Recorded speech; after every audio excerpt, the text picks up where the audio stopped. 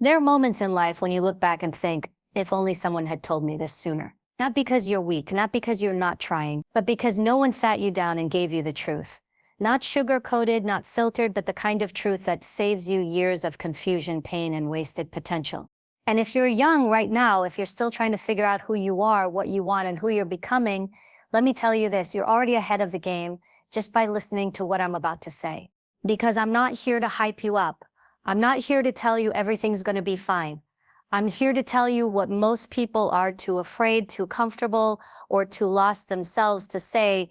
I wish someone told me this when I was your age, that the world doesn't owe you understanding, that not everyone will clap for you, that people will underestimate you, walk away from you, and sometimes even betray you, not because of who you are, but because of what they couldn't handle inside themselves. And here's the kicker that has nothing to do with your worth. I wish someone had grabbed me by the shoulders and said, look, life is going to test you hard. People are going to push your buttons. Your mind is going to play tricks on you. You're going to feel lost, unseen, maybe even unloved, but none of that is a reason to shrink. It's a reason to rise. No one told me that strength isn't just about muscle or grit. It's about mastering your mind, protecting your peace, and refusing to become bitter in a world that keeps giving you reasons to. No one told me that being liked is overrated and being respected is earned in silence.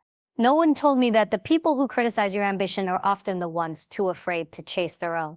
So if you're listening right now, I'm going to tell you what I wish someone told me.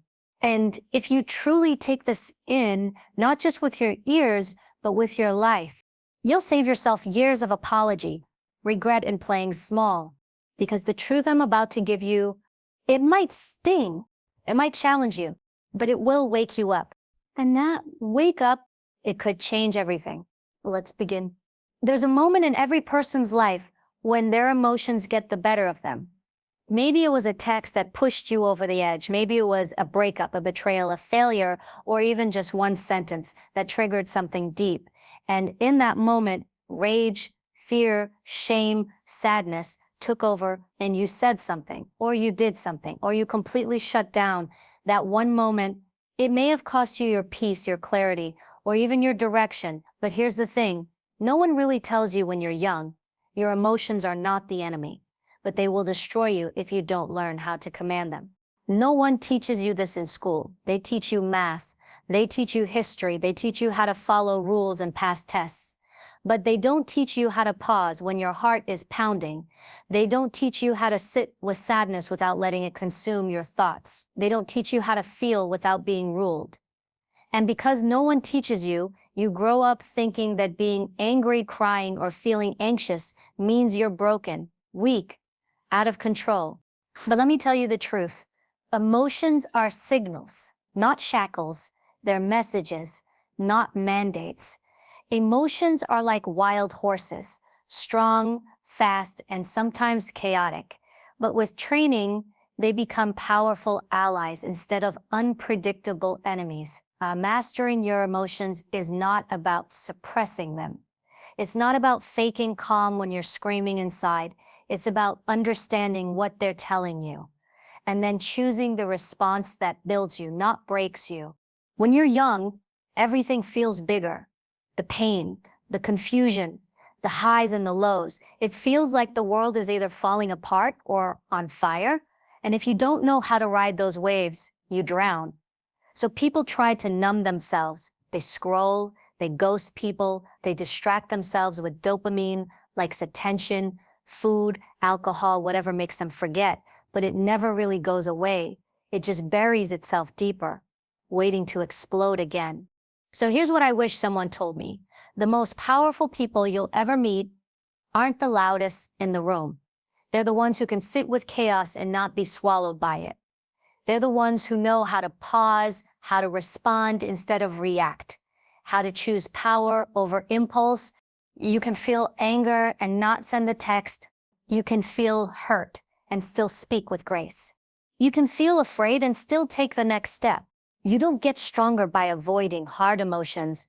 You get stronger by sitting with them, facing them, and asking, what are you trying to tell me? Maybe the anger is pointing to a boundary that's being crossed.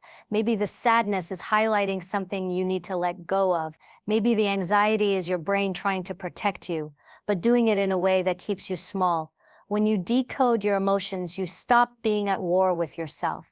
You stop blowing up relationships because you couldn't take a breath. You stop sabotaging opportunities because you let fear drive the car. But let's be real, this isn't easy, especially when the people around you don't know how to manage their emotions either, especially when the world tells you to just get over it or don't be so sensitive, and especially when you've never seen someone model what emotional intelligence even looks like. So let me model it for you right now. You are allowed to feel everything you feel, but you are not allowed to let those feelings dictate the rest of your life. You are allowed to cry, but you are not allowed to drown in victimhood.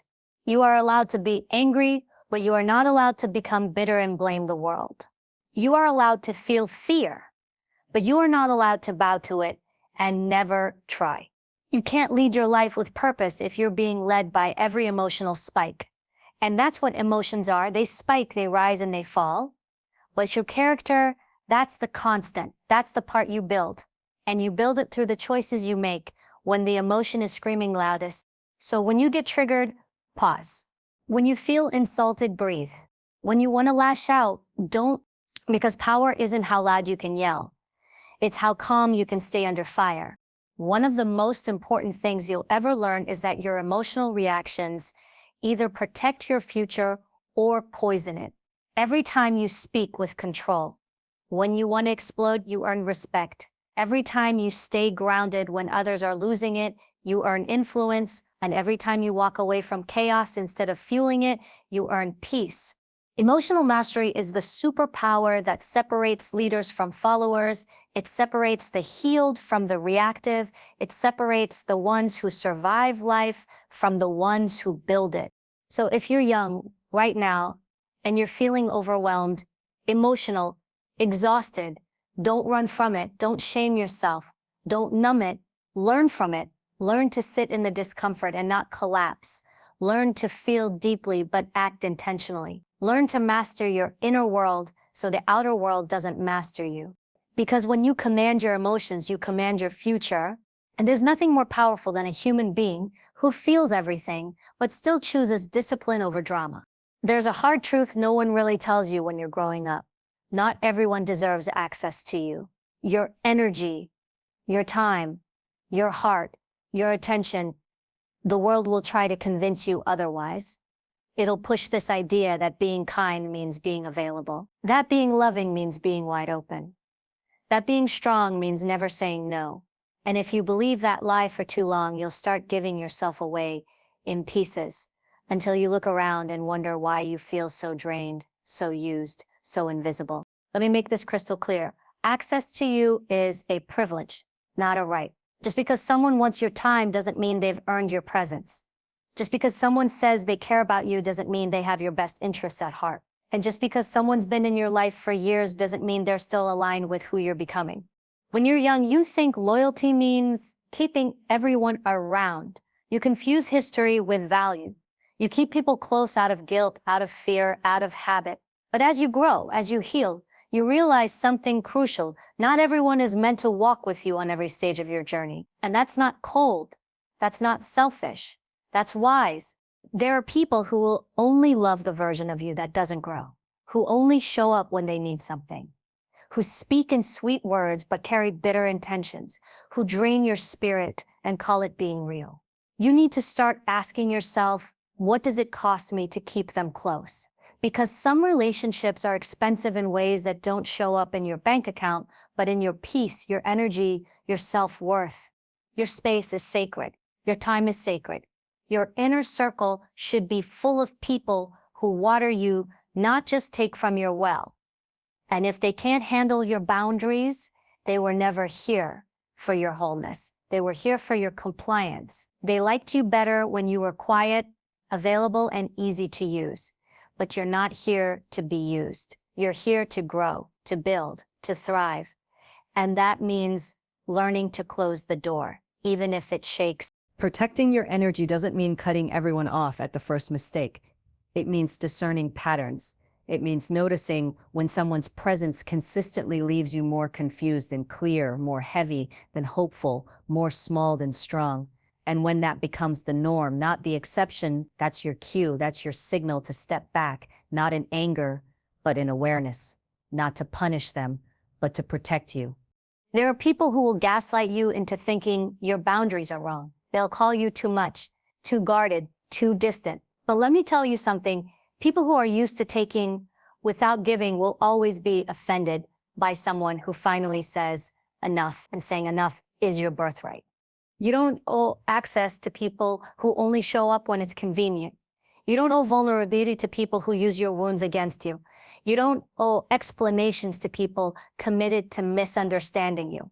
You owe yourself loyalty first, because when you prioritize everyone else and leave yourself behind, you teach the world that you are optional, that your energy doesn't matter, that you'll always say yes even when your soul is screaming no. But that ends now. From this point on, you've become the gatekeeper of your life. You don't just let people in because they knock. You ask, are they aligned with my peace? Do they show respect, not just affection? Do they uplift me or drain me? Do they clap when I win or disappear when I rise? You'll find that the more you heal, the more selective you become. Not bitter, not angry, just clear. Clear on what you deserve. Clear on what you bring to the table. Clear on how rare your energy is and how much it costs to give it to someone who treats it like it's disposable. You are not for everyone, and everyone is not for you. Stop shrinking to fit in rooms where your spirit suffocates. Stop apologizing for needing space to grow. Stop explaining yourself to people who refuse to understand. This is your reminder, you are the prize. And when you treat yourself that way, others follow suit. So be kind, but also be firm. Be compassionate, but also be wise. You can love people from a distance. You can forgive without reopening access. You can wish someone well and still walk away. Because not every goodbye is bitter. Some are necessary. From now on, guard your space like your future depends on it. Because it does. The people closest to you influence your thinking, your energy, your identity. You don't rise in toxic soil. You don't bloom in unsafe gardens. Choose your surroundings the way you choose your thoughts. Intentionally, deliberately, unapologetically. Not everyone deserves access to you. Not because you're better, but because you're finally beginning to understand your worth. There is a moment in every person's life when they look around and ask themselves, is it okay if I take up space now? Is it all right if I finally step into who I really am? And that moment, if you're not careful, becomes a habit, a pattern, a lifetime of asking for permission from people who were never qualified to grant it. Let me make this clear. You don't need permission to be powerful. You don't need someone's approval to pursue your dreams. You don't need a round of applause to start becoming the person you were always meant to be. And you sure as hell don't need anyone's validation to speak up, show up, or rise up. Power isn't something you wait to be given. It's something you claim, and you do it without apology. But the world doesn't teach you that. No. From the moment you're young, you're taught to wait. Wait for the right moment. Wait until you're older. Wait until you're more experienced. Wait until someone tells you you're ready. And while you're waiting, the world keeps turning. Other people, less talented, less heart-driven, less committed, start showing up in the spaces you were built for, simply because they weren't waiting for permission. The truth is, you've probably been conditioned to be polite instead of powerful, to be liked instead of respected, to be quiet instead of bold. And every time you shrink to keep others comfortable, you rob the world of the strength you were meant to bring. You were not put on this earth to play small. You were not born to tiptoe through life hoping not to offend.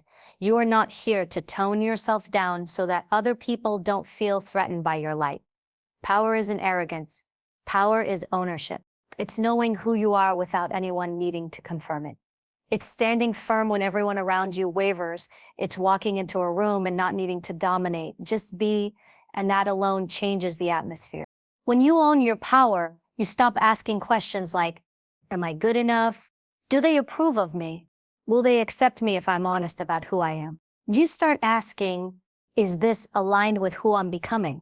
Is this a space that recognizes my worth? Do I want to invest my time, my energy, my soul here? Owning your power isn't about being loud. It's about being clear. It's about knowing what you bring to the table, even when no one claps for you. It's about being willing to walk alone rather than shrink yourself to fit into places that never saw you to begin with. Too many people waste years, decades waiting for someone to tell them, yes, you're allowed to lead. Yes, you're allowed to speak. Yes, you're allowed to dream this big. But the people who thrive, the ones who really shift the world, don't ask for permission. They decide, they choose themselves over and over again. You want to write that book, start today. You want to change careers. You don't need to convince anyone. You want to finally stop hiding your voice, your opinions, your dreams. You don't need their approval to live your truth. Because here's what no one tells you. Power is a choice, not a gift. And it's a choice you have to make daily. Some days it looks like saying no without guilt. Other days it's showing up to that room full of doubt and still holding your head high. Sometimes it's removing yourself from circles that keep you small, and sometimes it's simply being unapologetically yourself, even if that self is still in progress. So you don't have to be perfect to be powerful. You just have to be real. The world doesn't change because of people who play it safe. It changes because of people who get tired of asking for permission to live fully. It changes because someone finally says, I'm not waiting anymore. If you want a life that excites you, challenges you, expands you, you have to stop asking for permission to go get it. Stop checking if others are okay with your fire. Stop seeking comfort in their acceptance, because some people won't get it, and that's okay. They weren't meant to. Your power doesn't come from being understood. It comes from being undeniable. You were born powerful. It's just that life tried to make you forget. People, pain, and pressure made you question it. But deep down, you've always known it was there. That spark, that voice, that fire. Now is the time to stop dimming it. Stop diluting it. Stop waiting. You don't need permission. You are the permission. You are the fire starter. You are the decision maker. You are the leader of your own life. So walk like it. Speak like it. Live like it. Because the moment you stop seeking permission is the moment you start creating a life on your terms. And that life, that's where your real power begins. There comes a time in every person's life where they have to face a hard truth. Nobody's coming to save you. Not your friends, not your parents, not the system, not even luck. If you're waiting for someone to come along and hand you the life you've always dreamed of, you will wait forever. Because the truth is, the person you've been waiting for is you. It's a harsh reality at first. It stings because it would be easier if someone came along and fixed everything. If someone carried the weight, if someone paved the way, took the hits, made the calls, but that's not how growth works. That's not how greatness is built. Greatness is built in the silence. When no one sees you grinding, when no one's cheering, when your name isn't in lights, and all you have is grit, self-respect, and a vision no one else can see. The sooner you understand that you are the builder of your own life, the sooner things start to change. No one is coming to give you confidence. No one is coming to teach you discipline. No one is coming to fix your mindset, your finances, your habits, your peace. That's your job. That's your responsibility. And the minute you take ownership of that, you take your power back. Yes, it would be easier if someone rescued you. If they saw your pain, your potential, and offered a shortcut. But the truth is, those shortcuts rob you of the strength you gain from the journey. They steal the lessons. They soften the edge that sharpens you. And maybe the reason no one came is because you were never supposed to be rescued. You were supposed to rise on your own 2 feet, with your own bruised hands, from your own broken ground. Building yourself means doing the work even when it's not sexy. It means studying the habits that keep you stuck and replacing them, brick by brick, with ones that make you unshakable. It means owning your story, not hiding it. Owning your failures, not running from them. It means looking in the mirror and saying, if no one claps for me, I'll clap for myself. If no one believes in me, I'll believe anyway. Nobody's coming to save you because you are not broken. You are not helpless. You are not too late, too far gone, or too unqualified.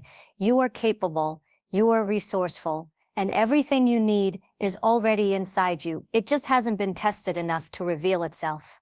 This world will try to convince you that someone else knows better, that you should wait to be chosen, noticed, validated. But that's the trap. You don't need to be chosen. You need to choose yourself over and over again.